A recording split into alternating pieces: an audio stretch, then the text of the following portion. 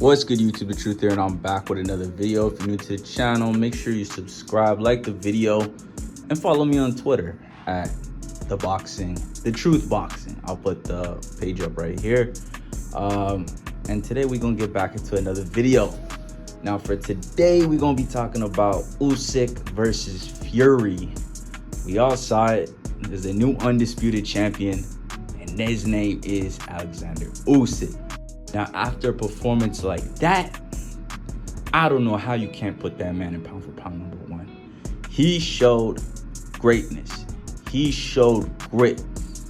Now, I put my money on Usyk, okay?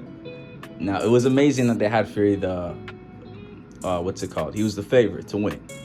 But if you did a little research, I know I should have made a video. It sounds good now that it's over and I'm saying what I'm about to say, but I knew this going into the fight. I just never really vocalized it. I should have done it. Now you guys probably think I'm bullshitting, but I can show receipts if you want. I can show receipts. I bet it on Usyk. It's all good.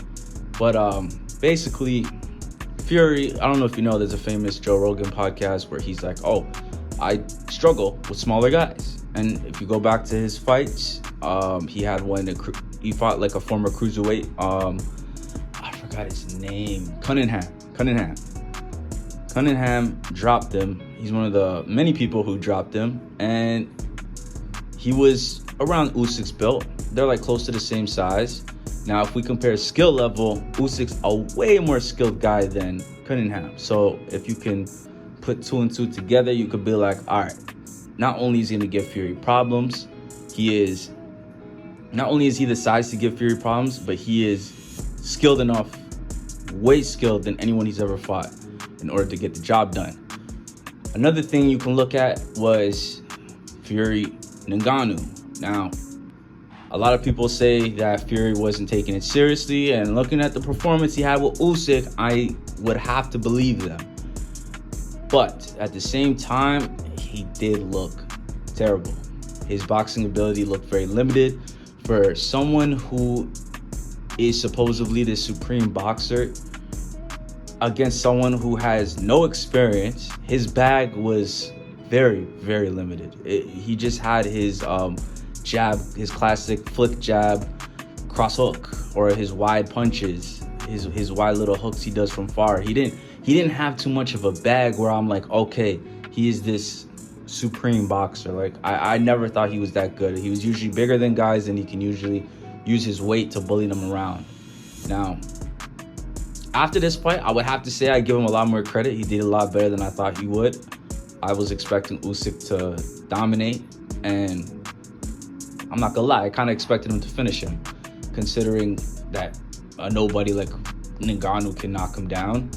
And also, Fury's up there in age, and he had those Worlds of Wilder, so you gotta look at that too. A lot of people looked at Daniel Dubois fight, and they thought, okay, you found Usyk's weakness, the body. Well, first of all, that's a whole other debate if it was a low blow or not. I don't really care about that. Dude quit in the end. It doesn't really matter to me. But if we look at his body issue, who has stopped Usyk to the body? No one stopped Usyk to the body. It might be his weakness. People knew that. People been targeting that. But that dude just has so much ambition and grit that I just knew it wouldn't be enough to finish Fury. Now, it's easier said after the fight's done. I know I should have made my video, but that's just what I thought. I thought he had too much drive when he first set out on this madman mission, because I thought he had no shot at becoming a heavyweight champion, let alone undisputed champion, and beating all those guys. If you told me that way back then, I'll say you're crazy. But you know what? He showed. When I saw the Joshua one, that's where I kind of became a believer. I'm like, okay, and he beat him twice. This guy's a much harder puncher than Fury. Daniel Dubois is a much harder puncher than Fury, and he couldn't get him out of there with just targeting the body. What makes you think Fury would do it? Now, Fury tried, and he had a few success. Usyk was hurt a couple of instances, but again, that fire, that ambition, he wanted to be undisputed. That was his main goal, and it didn't look like anyone could stop him. Now, Fury looked like he was almost on his way out. If you looked in the Ngannou fight, he looked like he didn't want to be there, man. It looked like he just pulled it off because he's like, I can't lose to an MMA guy. But if you looked at his face, man, he looked like he was tired of this bullshit. Like, and we know how hard it is to get Fury in the ring. He'd be like, you know, he gets injured, quote unquote, and, you know, he delays fights. He doesn't look that interested in boxing anymore. But he's a dog, and, you know, he's gonna dog it out. Even though he's not that interested, he's gonna dog it out. But Usyk, way more heart, way more passion. There was no way he was gonna lose this fight. Now, what do I think Usyk should do? I think he should retire. He did his thing, he's on top right now. Like, if you think about pound for pound and weight jumps, there's not much more to go from cruiserweight.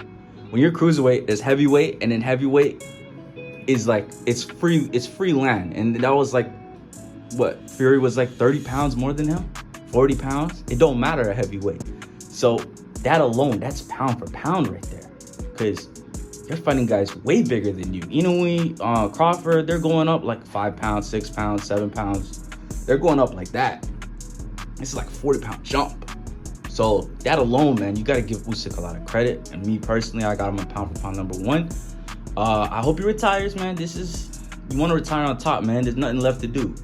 What else is there to do? Rematch Fury? For what?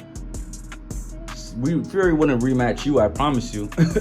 If Fury won, ain't no rematch. He would have ran off with that, you know? He would have had cuts, bruises, might have tested positive again, took a 2-year ban. Like, there's no rematch. So I think he should just retire on top. He did a great thing. It was a great fight. On paper, it seemed like it was going to be boring because you know how Fury is. He's not really the most entertaining fighter, but, you know, I just had a feeling. Sometimes when styles are meant to be boring, they create the most entertaining fights. Now, that's it for today's video. Let's see what happens next. Make sure you like, comment, and subscribe. And I'll catch you on the next one. Peace.